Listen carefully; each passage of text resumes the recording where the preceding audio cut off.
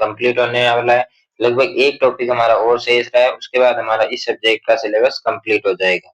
तो आज का जो हमारा टॉपिक है वो काफी महत्वपूर्ण और मजेदार टॉपिक रहने वाला है। आज का जो हमारा टॉपिक है वो रहने वाला है फाइनेंशियल टूल, यानी कि जो वित्तीय उपकरण होते हैं, जैसे कि हम किसी में जो रिकॉर्ड वगैरह जो लिखते हैं वो क्या होते हैं या इनका क्या उपयोग महत्व क्या होता है, वो सब हम आज की क्लास में चर्चा करने वाले हैं। कल की क्लास में हमने फाइनेंशियल मैनेजमेंट के बारे में जाना था, यानी वित्तीय प्रबंधन के बारे में कल की क्लास में जाना था। और भी बाकी क्लासें हैं जो आपने नहीं देखी है तो आप कृषि विज्ञान क्लासेस यूट्यूब चैनल की प्लेलिस्ट पर जाकर देख सकते हैं। और दोस्तों, यदि आप इस चैनल पर नए हैं और आपने अभी तक चैनल को सब्सक्राइब नहीं किया है तो चैनल को सब्सक्राइब कर दें और बेल आइकन को प्रेस कर दें। और दोस्तों, यदि आपको पुराने पेपर चाहिए या इम्पोर्टेंट क्वेश्चन चाहिए वो आपको कहाँ मिलेंगे ये मैं क्लास के एंड में बताऊंगा, इसलिए क्लास के एंड तक जुड़े रहें। तो चलिए आज की क्लास हम शुरू करते हैं। आज का जो हमारा टॉपिक रहेगा वो रहेगा कि सबसे पहले हम जान लेते हैं कि जो सहायक बही खाते होते हैं वो क्या होते हैं, या सहायक बही खातों के कितने प्रकार होते हैं, इनका क्या महत्व होता है और ये क्यों उपयोगी है। हम सबसे पहले ये जान लेते हैं कि जो सहायक बही खाते होते हैं उनके विशेष प्रयोजन के लेखांकन बही खाते होते हैं जिनमें किसी विशेष प्रकार के लेन देन दर्ज किया जाते हैं। यानी कि जो बही खाते होते हैं, जो सब्सिडरी जो बुक्स होती है उनमें क्या होता है, जो विशेष विशिष्ट प्रकार का जो लेन देन होता है वो उसमें दर्ज किया जाता है। ये मुख्य जर्नल की उपश्रेणियां होती है जो लेखांकन को सरल और व्यवस्थित बनाने में मदद करती है। यानी कि कल हमने जर्नल के बारे में भी पढ़ा था कि ये जर्नल क्या होता है, इसमें क्या महत्व होता है, ये सब हमने पिछली क्लास में देख लिया है। और इसकी ये उपश्रेणियां होती है, इसमें जो लेखांकन होता है उसको सरल और व्यवस्थित लिखा जाता है। किसे में लिखा जाता है, तो ये होते हैं सहायक बही खाते। ये क्यों उपयोगी, यानी आपने जो आपसे पूछा जाए कि जो सहायक बही खाते होते हैं, जो सब सेंडरी जो बुक होती है वो क्यों सहायक है, क्यों यूजफुल है, तो बार बार होने वाली लेन देन दर्ज करने में इसमें समय बचाते हैं, विभागीय लेखांकन को आसान बनाते हैं और काम के बंटवारे को सरल करते हैं। यानी कि ये इसकी उपयोगिता है कि एक तो जो बार बार जो लेन देन होती है उसको दर्ज करने से जो समय बचता है उसे में ये सहायक होती है।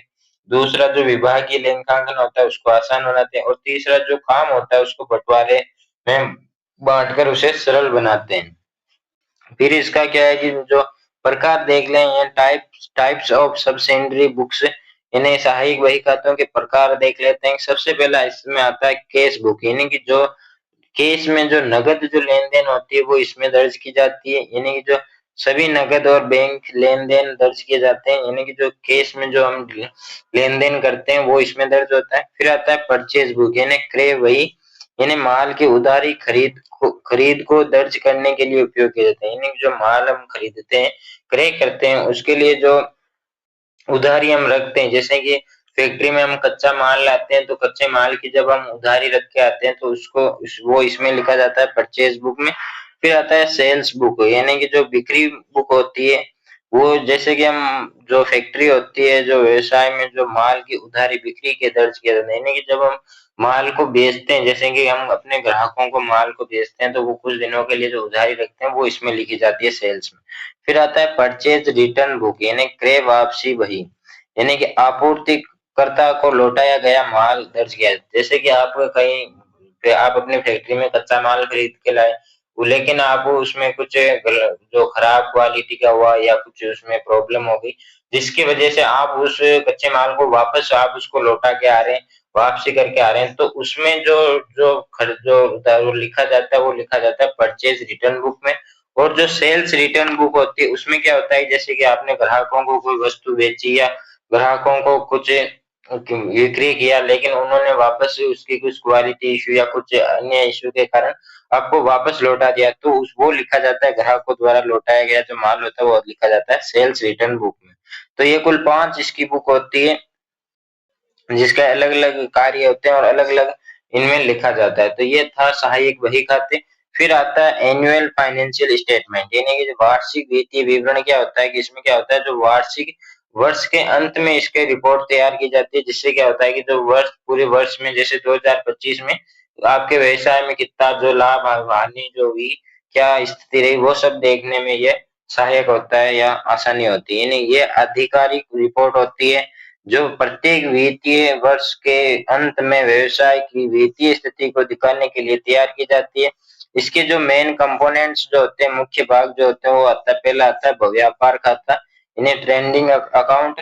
ये खाता व्यवसाय का सकल लाभ या हानि को दिखाता है, यानी कि ये दिखाता है, जो व्यापार खाता जो होता है वो बताता है कि आपके जो व्यवसाय है उसमें लाभ हो रही है या हानि हो रही है, ये सब बताने का कार्य जो करता है वो करता है जो व्यापार खाता है वो होता है वो। ये कुल बिक्री और माल की लागत की तुलना करता है, यानी कि आपके पास जो कुल बिक्री हुई, जैसे कि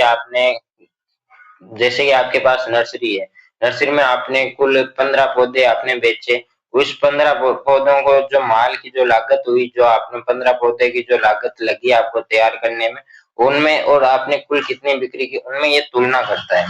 जैसे कि सकल लाभ बराबर बिक्री बेचे गए माल की लागत। फिर आता है दूसरा लाभ और हानि खाता, यानी कि प्रॉफिट और लॉस अकाउंट।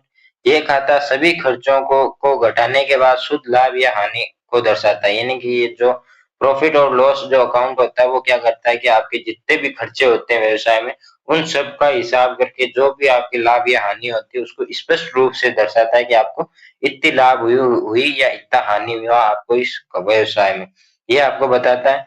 इसमें संचालन, प्रशासनिक, बिक्री व ब्याज आदि शामिल होते हैं, यानी इसमें सारा जो संचालन वगैरह, प्रशासनिक, बिक्री व सब इसमें इंक्लूड होकर जो शुद्ध लाभ या हानि होती है वो इसमें दिखाया जाता है या दर्शाया जाता है। इसका जो फॉर्मूला होता है वो होता है शुद्ध लाभ सकल लाभ माइनस जो सभी संचालन व्यय, यानी कि आपको शुद्ध जो लाभ होता है बराबर जो होता है सकल लाभ, यानी कि आपको कितना लाभ हुआ माइनस जितना आपको खर्चा लगा उसमें, वो उसमें से घटा दिया जाता है, फिर आपके पास जो शुद्ध लाभ जितना होता है वो आ जाता है।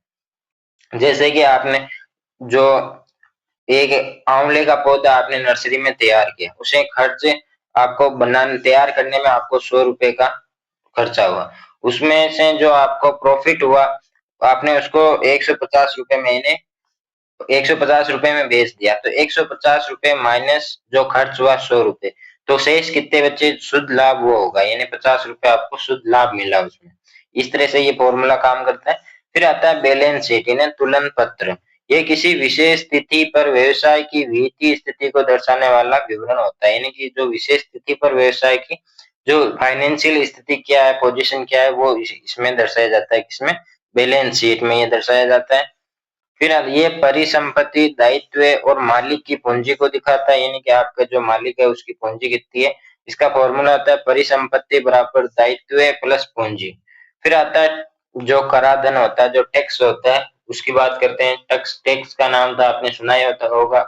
और क्या होता है, यह टैक्स की सरकार द्वारा जो कर लिया जाता है एक प्रकार से कहीं पर, यानी कि कराधान वह प्रक्रिया है जिसमें सरकार लोगों और व्यवसाय से कर एकत्रित करती है ताकि सार्वजनिक सेवाओं के वित्त पोषित किया जा सके, यानी कि जो लोग जो व्यवसाय होते हैं वो अपना कर भरते हैं, टैक्स भरते हैं, आपने सुना होगा जैसे जीएसटी वगैरह जो होते हैं, उस प्रकार से जो सरकार है वो कर लेती है, टैक्स लेती है, और उसका उपयोग क्या करती है, वो सार्वजनिक सेवाएं जैसे सड़क बनाना, जैसे कि और भी अनेक, जैसे सरकारी हॉस्पिटल बनाना, सरकारी स्कूल बनाना आदि भी जो सरकारी योजनाएं होती है उनमें भी ये टैक्स द्वारा ही जो पैसा आता है वो टैक्स द्वारा ही जाता है।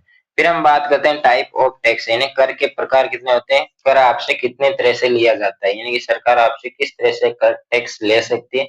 तो एक होता है डायरेक्ट टैक्स लेना, एक होता है इनडायरेक्ट टैक्स, यानी प्रत्यक्ष कर और अप्रत्यक्ष कर। व्यक्ति या व्यवसाय द्वारा सीधे सरकार को दिया जाने वाला कर, जैसे आयकर, यानी कि जो व्यवसाय जैसे कि जीएसटी सीधा जो हम सरकार को जो टैक्स देते हैं, जैसे कि जो आयकर वगैरह जिससे हम सरकार को सीधा देते हैं क्या टैक्स, उसका ये कहते हैं प्रत्यक्ष कर। और अप्रत्यक्ष कर में क्या होता है, जो जीएसटी वगैरह जो आते हैं, जैसे कि बिचौलियों, इसका उदाहरण जैसे हो,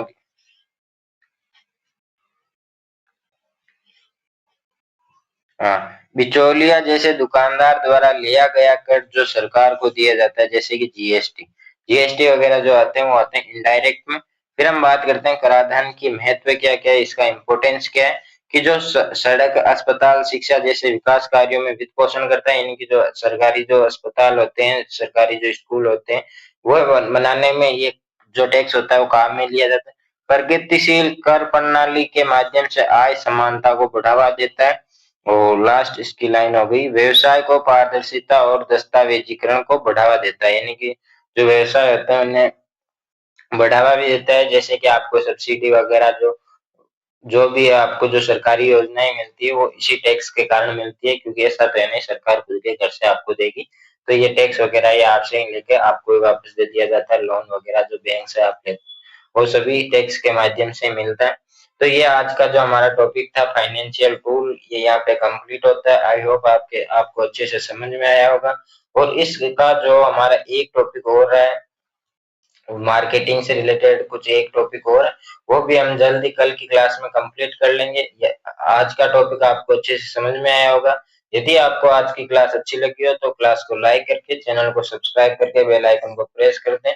और यदि आप चाहते हैं कि आपको पुराने पेपर, केस पेपर या इंपॉर्टेंट क्वेश्चन वगैरह की पीडीएफ मिले, तो आप व्हाट्सएप ग्रुप में ऐड हो सकते हैं। व्हाट्सएप ग्रुप की जो लिंक है वो आपको डिस्क्रिप्शन में दी गई है।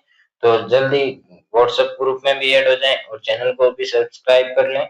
और कोई भी डाउट हो तो आप कमेंट बॉक्स में कमेंट कर सकते हैं, आपके प्रत्येक कमेंट का रिप्लाई दिया जाएगा। और आप हमारे पर्सनल नंबरों पर भी व्हाट्सएप मैसेज कर सकते हैं, पर्सनल नंबर आपको व्हाट्सएप ग्रुप में मिल जाएंगे। और जल्दी मिलेंगे नेक्स्ट क्लास में, तब तक के लिए धन्यवाद। जय जवान जय किसान।